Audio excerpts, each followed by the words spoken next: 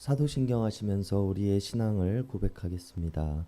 전능하사 천지를 만드신 하나님 아버지를 내가 믿사오며 그 외아들 우리 주 예수 그리스도를 믿사오니 이는 성령으로 잉태하사 동정녀 마리아에게 나시고 본디오 빌라도에게 고난을 받으사 십자가에 못 박혀 죽으시고 장사한 지 사흘 만에 죽은 자 가운데서 다시 살아나시며 하늘에 오르사 전능하신 하나님 우편에 앉아 계시다가 저리로서 산 자와 죽은 자를 심판하러 오시리라.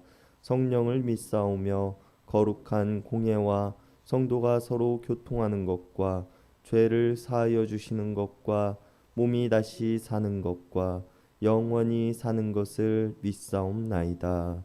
아멘. 우리 다 함께 찬송가 456장, 통합찬송가 509장 부르시겠습니다. 찬송가 456장, 통합찬송가 509장입니다.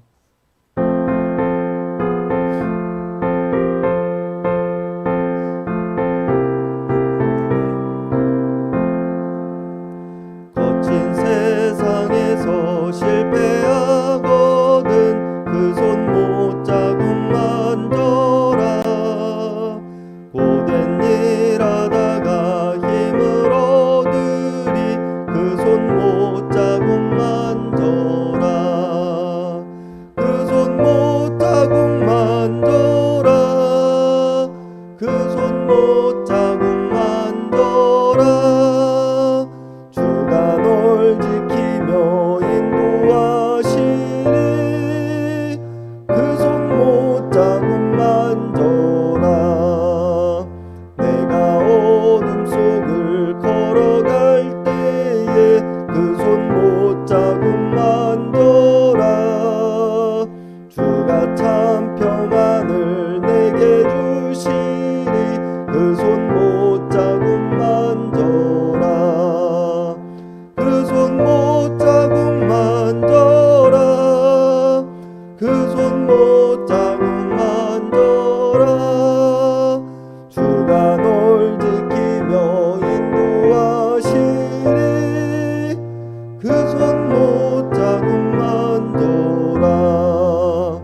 내가 부활의 주 따라가려면 그 손 못 자국 만져라. 내가 주 안에서 길이 살리라 그 손 못 자국 만져라. 그 손 못 자국 만져라. 그 손 못 자국 만져라. 주가 널 지키며 인도하시리 그 손 못 자국 만져라.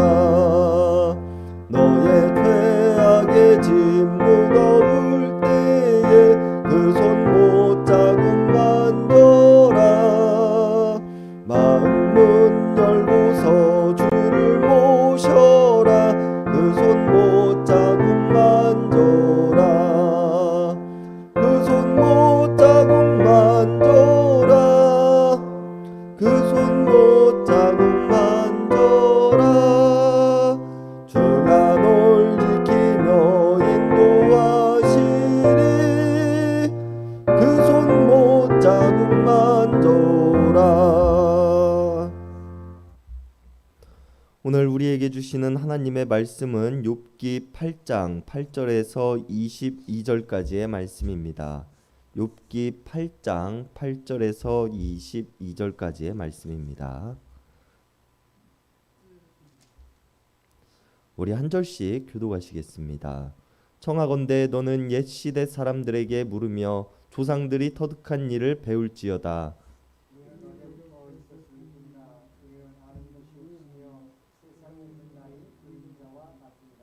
그들이 내게 가르쳐 이르지 아니하겠느냐? 그 마음에서 나오는 말을 하지 아니하겠느냐?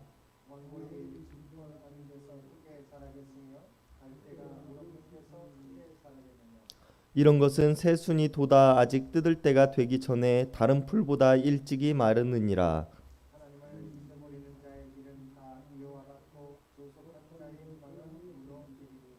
그가 믿는 것이 끊어지고 그가 의지하는 것이 거미줄 같은즉 그 집을 의지할지라도 집이 서지 못하고 굳게 붙잡아두어도 집이 포근되지 못하리라. 그는 햇빛을 받고 물이 올라 그 가지가 동산에 뻗으며 그 뿌리가 물 너비에 서리어서 물 가운데로 돌아갔을지라도 그곳에서 뽑히면 그 자리도 모르는 채 하고 이르기를 내가 너를 보지 못하였다 하리니 그 뒤에 기쁨은 이와 같고 그 위에 다른 것이 크게서 나리라. 하나님은 순전한 사람을 버리지 아니하시고 악한 자를 붙들어 주지 아니하심으로 웃음을 내게 즐거운 소리를 내 입술에 쳐주시니. 다 같이 읽으시겠습니다. 너를 미워하는 자는 부끄러움을 당할 것이라 악인의 장막은 없어지리라. 아멘. 어제의 말씀에 이어서 욥의 이야기에 이번에는 욥의 친구들 중 하나인 빌닷이 나서서 자신의 주장을 욥에게 이야기를 합니다. 빌닷은 오늘 조상들의 가르침에 대해서 이야기를 하며 자신과 친구들이 충고하고 있는 것들이 한 개인의 깨달음에서 온 것이 아님을 주장합니다.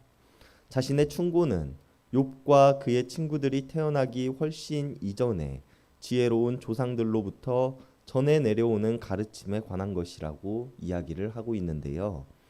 엘리바스의 말에도 자신의 주장을 내세우는 욥에게 빌닷은 우리가 이야기하고 있는 것들은 조상들의 가르침에 근거하여 이야기를 하고 있는 것이며 8절에서 이야기를 하고 있듯이 단지 잠깐 이 땅에 왔다 가는 한 개인의 지혜보다는 수많은 조상들에 의해 쌓여졌던 지혜의 크기가 더욱 커다란 것이기에 우리는 그들의 말을 따르며 살아가야 한다고 주장하고 있는 것이 오늘 본문의 내용입니다.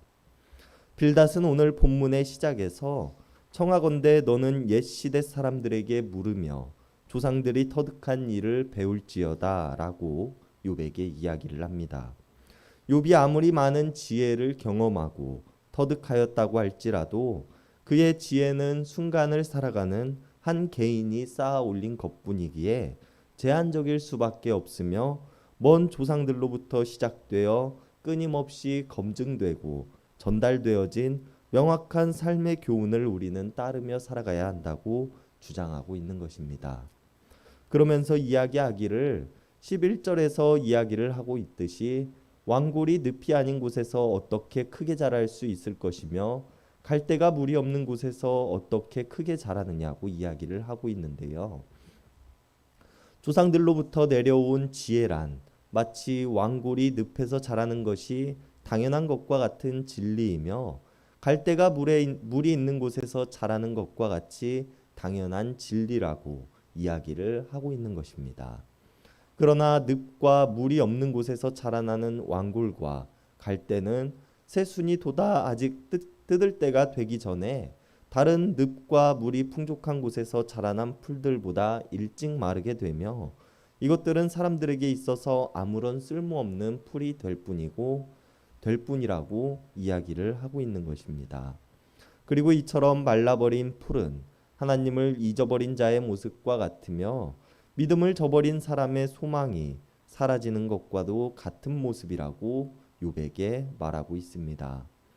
그리고 덧붙이기를 이처럼 하나님을 잊어버리고 살아가는 사람들과 믿음을 저버린 사람들의 모습은 끊어져 버린 줄과 같은 모습이며 거미줄에 매달려 의지하는 자의 모습과도 같이 위태한 모습을 하고 있다고 이야기를 하며 조상들이 전해준 지혜보다 자신이 살아오면서 경험한 지혜에 매달리고 있는 욥의 모습이 마치 이 모습과도 같다고 이야기를 하고 있는 것입니다. 그렇다면 우리는 여기서 한 가지 질문을 해야 할 것입니다. 욥의 친구들이 주장하고 있는 것과 같이 조상들로부터 내려온 지혜와 전통이 옳은 것인가? 아니면 욥이 자신이 경험하고 있는 고난들 가운데서 전통적인 가르침에서 모순을 발견하고 의문을 가지고 문제 제기를 하며 답을 찾고 있는 모습이 옳은 것인가 하는 질문입니다. 그리고 이것에 대해 우리는 누가 옳다 그르다에 대한 명확한 답을 내릴 수는 없을 것입니다. 왜냐하면 빌닷이 주장하고 있는 말도 크게 틀리지는 않은 말이기 때문입니다. 분명 우리는 우리의 믿음의 조상들을 통하여서 우리의 삶의 지혜를 얻고 하나님을 아는 지식을 배우기도 합니다. 그들의 옳고 그른 행동들을 통해서 우리는 교훈을 얻고 우리가 하나님 앞에서 어떠한 모습으로 살아가야 하는가에 대한 길을 제시받기도 합니다.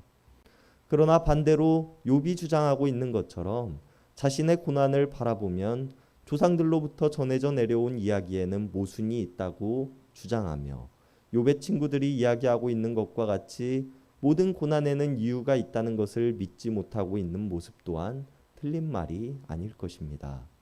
분명 욥은 하나님 앞에 정결하며 하나님을 경외할 줄 아는 사람이었기 때문입니다. 그러나 우리가 여기서 기억해야 할 것은 빌닷의 주장과 같이 반대로 욥의 주장과 같이 하나님께서는 단편적인 모습만을 하고 계시는 분이 아니라는 점입니다. 빌닷의 주장이 옳을 때도 있지만 욥의 주장이 옳을 때도 있다는 것입니다. 그렇기에 빌닷은 오늘 자신이 알고 있는 단편적인 하나님을 아는 지식을 가지고 욥을 정죄하고 욥을 악하다고 칭하고 있는 오류를 범하고 있는 것입니다. 하나님은 세상의 그 어떤 지혜자와 세상의 그 어떤 지식을 가져다 놓는다고 하더라도 모두 헤아릴 수 없이 크신 분이시며 전능자시라는 것을 우리는 기억해야 합니다. 그렇기에 우리들은 하나님 앞에서 한없이 겸손해야 하며 우리의 지식을 앞세우는 경솔함을 보이기에 앞서 하나님의 지혜를 사모하는 모습이 되어야 할 것입니다. 오늘 빌닷이 비록 조상들의 전통을 가지고 그럴듯한 말들을 욥에게 하고는 있지만 우리의 마음과 지식과 행위와 말은 결코 온전할 수 없습니다. 그렇기에 우리는 쉽게 다른 이들을 내가 가지고 있는 지식을 가지고 판단하고 정죄하는 일을 해서는 안 되며 이것은 매우 위험하고 결코 하나님의 의를 이룰 수 없는 행위라는 것을 우리는 기억해야 한다는 것입니다. 오늘 빌닷은 모든 이야기를 끝마치고 난 후에 20절에서 하나님은 순전한 사람을 버리지 아니하시는 분이시며 악한 자를 붙들어 주지 아니하시는 분이라고 말합니다. 빌닷은 비록 욥을 정죄하기 위해 이러한 이야기를 하였지만 우리가 이 말씀을 기억해야 함은 우리의 죄와 복을 위해서가 아니라 하나님을 아는 지식을 위함입니다. 여기서 순전이라고 번역되어져 있는 단어는 신앙적으로 도덕적으로 온전하다라는 의미를 가지고 있는 단어입니다. 온전하다는 것은 무엇을 의미합니까? 온전하다라는 단어는 단어를 사전에서 찾아보면 본 바탕대로 고스란하다라고 설명합니다. 우리가 하나님 앞에서 또 세상 앞에서 내가 가지고 있는 지식을 바탕으로 무언가를 바라보는 것이 아니라 하얀 백지와 같이 우리들에게 써주시는 이야기들에 집중하는 것을 우리는 온전이라고 표현할 수 있을 것입니다. 그리고 오늘 빌닷은 하나님께서는 이처럼 백지와 같은 사람을 버리지 아니하시는 분이라고 이야기를 하면서도 자신은 조상들로부터 내려온 것이 진리인 것처럼 욥을 정죄하고 있는 모순적인 모습들을 우리들에게 보여주고 있는 것입니다. 여러분, 우리는 하나님 앞에서 하얀 백지와 같이 하나님께서 매 순간 알려주시는 것들에 귀 기울이는 온전한 삶을 살아가야 할 것입니다. 그런 사람을 하나님께서는 붙잡으시며 버리지 아니하시기 때문입니다. 그러나 반대로 우리는 내가 알고 있는 단편적이고 조그마한 지식을 가지고 마치 그것이 하나님의 모든 지식인 양 세상을 바라보며 사람들을 바라보고 있지는 않는지 또한 돌아보아야 할 것입니다. 그렇기에 우리는 매 순간 우리의 모습을 경계해야 하며 나의 모습이 조상들로부터 내려온 조그마한 지식을 뽐내며 살아가고 있는 모습은 아닌지 항상 돌아볼 수 있어야 할 것입니다. 우리가 오늘 말씀을 기억하면서 오늘 하루를 살아갈 때에 우리가 다 알 수 없는 하나님의 크심을 경외하며 우리에게 보여주시는 하나님의 모습들을 기대하며 살아갈 수 있는 하루가 되기를 바랍니다. 기도하시겠습니다. 하나님, 우리들에게 믿음의 조상들을 허락하시고 그들로 하여금 우리들이 나아가야 할 길과 방향을 알려주시니 감사를 드립니다. 그러나 우리는 이것들이 마치 진리인 양, 하나님의 지혜인 양, 이것을 안다고 하여 마치 하나님의 모든 것을 알고 있는 것처럼 우쭐한 모습으로 살아가고 있지는 않는지 돌아봅니다. 우리가 더 많은 지식과 지혜를 알므로 교만하지 않게 하시고 하나님 앞에 더욱 겸손하고 순전한 모습으로 살아가게 하여 주시옵소서. 우리의 지식과 지혜가 다른 이들에게 상처를 주는 지식이 되지 않게 하시고 많은 이들에게 기쁨과 평안을 줄 수 있는 지혜를 갖게 하여 주시옵소서. 우리를 먼저 사랑하신 하나님을 믿습니다. 사랑의 예수님의 이름 받들어 간절히 기도드렸습니다. 아멘.